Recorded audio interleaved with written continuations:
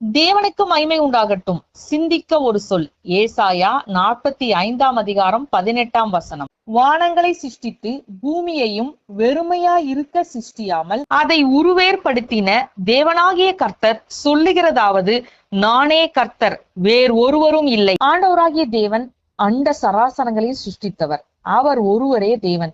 அவரே அனைத்தையும் ஆள்கிறவர். படைப்புகளை குறித்து ஏராளமான கருத்துக்கள் இருந்தாலும், ஆனா ஆண்டவராகிய தேவனே அதை சிருஷ்டித்தார்னு ஆதாரங்கள் ஏராளமா இருக்கு. இந்த வசனத்தின்படி தேவனே பூமியை உண்டாக்கினார். அதையும் அவர் வெறுமையா இருக்கும்படி உண்டாக்கல, அதற்கு ஒரு திட்டம் வைத்திருக்கிறாரு. அதாவது மனிதர்களாகிய நம்ம அதுல வாழ வச்சு நமக்கென்று ஒரு நோக்கத்தை வைத்திருக்கிறாருன்னு நம்ம வேதத்தின் மூலம் அறிந்து கொள்றோம். நம்மளை சுத்தி ஏராளமான கோள்கள் இருந்தாலும் மனிதர்கள் வாழக்கூடிய ஒரே இடம் இந்த பூமியா தானே இருக்குதுன்னு விஞ்ஞானிகள் சொல்றதையும் நாம கேட்டிருக்கோமே. இந்த உலகம் எப்படி தோன்றுச்சுன்னு, இந்த உலகம் எப்படி முடிய போதுன்னு நம்முடைய வேதாமத்துலதான் தெளிவா எழுதப்பட்டிருக்கு. இது ஒன்னே நம்மளை படைச்சவர் ஆண்டவராகிய தேவன், அவரை தவிர வேற தேவன் இல்லைன்னு நமக்கு தெளிவா சொல்லுதில்ல.